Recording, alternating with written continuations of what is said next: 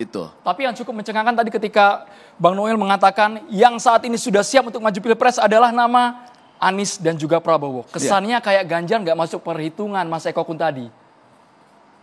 Itu kan persepsinya Noel. Persepsi publik kan beda lagi. Realita yang ada sekarang elektabilitas Ganjar paling tinggi. Itu persepsi publik. Kalau persepsinya Noel ya biar dia bermain dengan persepsinya sendiri. Toh pilpres nanti yang milih masyarakat. Fakta dulu. Persepsi atau fakta? Faktanya sampai detik ini memang Mas Ganjar belum nyapres. Gini, jangan sampai gini. Nah, iya dijawab dulu itu enggak kan? Memang belum waktunya. Sudah bukan belum waktunya. Dia patuh terhadap perintah partainya. Bukan.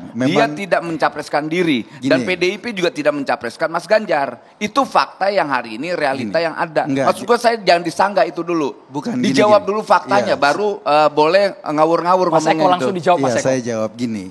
Soal pengambil keputusan siapa capres PDIP ada di tangan Bu Mega. Dan sekarang belum diambil keputusan. Belum diambil keputusan bahwa capres dari PDIP itu siapa. Itu realita politik yang ada sekarang. Itu satu. Yang kedua, tapi realita politik juga menunjukkan bahwa elektabilitas Ganjar Pranowo itu merupakan satu contoh di mana ini belum bergerak, belum juga kampanye, ternyata publik sudah menginginkan. Terbukti dari tingkat elektabilitas yang paling tinggi. Kita yang bukan orang partai, saya bukan orang partai, itu melakukan dukungan sebagai masyarakat biasa. Soal urusan partai, nanti proses politiknya ada di partai. Kami ini melihat bahwa ini sosok yang bagus loh. Dan kita melakukan dukungan, kita nggak mau terjebak memasuki ini wilayah partai, ya biarkan partai bergerak dengan wilayahnya sendiri, dengan keputusannya sendiri. Dan sampai saat ini kan juga belum ada yang secara resmi mendaftarkan atau katakanlah mencalonkan. Belum, partai per partai sudah. Tapi kan peresmiannya belum. Semuanya masih sama menurut saya. Jadi persepsi bahwa Ganjar nggak mencalonkan diri, ya enggak, memang keputusannya belum. Kita tinggal tunggu saja. Tapi Mas Eko setuju yang mana nih? Kalau misalnya Pak Prabowo ini betul-betul berpasangan dengan Mas Ganjar Pranowo. Ini siapa yang akan menjadi presiden sekiranya kalau dari pandangan dari Mas Eko sendiri seperti apa? Iya, kan ujung-ujungnya suara publik ya. Suara publik itu bisa kita rekam dari tingkat elektabilitas sekarang. Realitanya adalah suaranya atau elektabilitas Ganjar jauh lebih tinggi dibanding Pak Prabowo, itu yang pertama. Yang kedua, kalau dari partainya Mas Ganjar, PDIP juga jauh dari elektabilitasnya dibanding partainya Pak Prabowo. Masa ini calonnya sendiri elektabilitasnya paling tinggi, kedua partainya paling tinggi, masa harus nomor 2? Kan itu aneh. Tidak sesuai dengan logika biasa di publik gitu loh. Jadi secara urutan yang satu Ganjar, yang kedua Prabowo. Yang jadi presidennya, yang jadi wakilnya. Nanti itu urusan partai. Tetapi logikanya adalah partai punya kader potensial karena suara publiknya cukup maksimal, elektabilitasnya cukup tinggi, wajarnya kan itu yang akan dicalonkan oleh partai. Soal kemudian dicalonkan oleh siapa, itu wilayah partai. Saya mendukung Ganjar Pranowo. Dan soal siapa pendampingnya, monggo saja, boleh Pak Prabowo, boleh Mas Adi, Bang Hensat, Noel kalau mungkin bisa, gitu kan? Bang Sarganda, terserah saja, itu wilayah partai. Itu keputusan politik di partai. Tugas saya sebagai pendukung, sebagai masyarakat yang tidak berpartai, mendukung calon terbaik. Dan saya lihat Ganjar Pranowo Bang Noel, kalau data kalkulasi yang bicara saat ini masih unggul Ganjar dibandingkan Prabowo, Bang Noel. Ya nggak masalah, tapi faktanya harus dipahamin sejarah. Pak Prabowo ini melahirkan 4 tokoh besar bangsa ini. Pertama Pak Jokowi, kedua Ahok, ketiga Anies, keempat Ridwan Kamil. Artinya dengan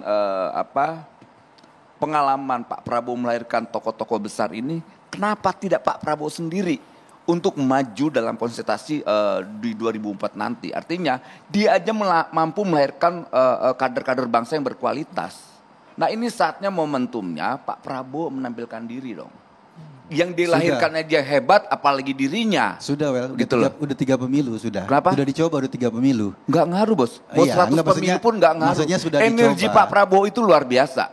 Jangan direndahkan karena persoalan waktu. Jangan direndahkan karena persoalan umur. Umur itu tidak menjamin orang itu punya kemampuan. Justru yang bahaya orang yang punya energi kuat, daya korupnya lebih dahsyat dibanding orang yang secara umur menurut pandangan Eko tadi itu malah lebih baik. Contoh Pak Prabowo hari ini Kementerian Pertahanan yang dipimpin Pak Prabowo itu yang tidak sampai detik ini nggak ada namanya hukum, nggak berani nyentuh. Pak Prabowo berani ngebongkar namanya korupsi 51 triliun dan itu fakta. Ada yang berani. Dan faktanya hampir sekarang detik ini, garong-garong maling-maling itu di kementerian itu luar biasa hari ini. Salah satunya di Kementerian Keuangan. Berapa banyak tuh maling-maling pajak rakyat dirampas mereka. Kita diperas untuk membayar pajak. Tapi faktanya apa? Anaknya menjadi orang kaya hasil pajak kita. Istrinya menjadi kaya karena pajak kita. Dan ini bandit-bandit lingkaran Jokowi ini sampai detik ini menggurita, bos. Nah tugas kita, aktivis pro demokrasi, bagaimana menguatkan demokrasinya. Bukan merendahkan karena umurnya, merendahkan karena pengalamannya. Nggak begitu cara berpikir substansinya. Makanya berpikirlah secara substansial, bos. Jangan persoal hal-hal yang teknis. Kalau kayak begitu mah gampang. Anak kambing nggak bisa. Nah Mas kita Eko udah aktivis senyum-senyum begini harus bicara dong gagasan. Bagaimana memenangkan keberpihakan kepada rakyat itu yang lebih penting. Daripada bagaimana menguatkan kekuasaan. Karena perjuangan kita 98 bagaimana penguatan demokrasi. Bukan penguatan kekuasaan. Itu cara berpikirnya. Itu Eko, bukan soal nyinyir, nyerang pribadi, nyerang ini. Saya jujur, saya orang yang sampai detik ini punya komitmen pada penguatan demokrasi. Makanya kuatkan demokrasinya kok. Kalau nggak suka dengan Pak Prabowo, jangan dicoblos. Kalau nggak suka dengan Anies, jangan dicoblos. Nggak suka dengan Mas Ganjar, jangan dicoblos.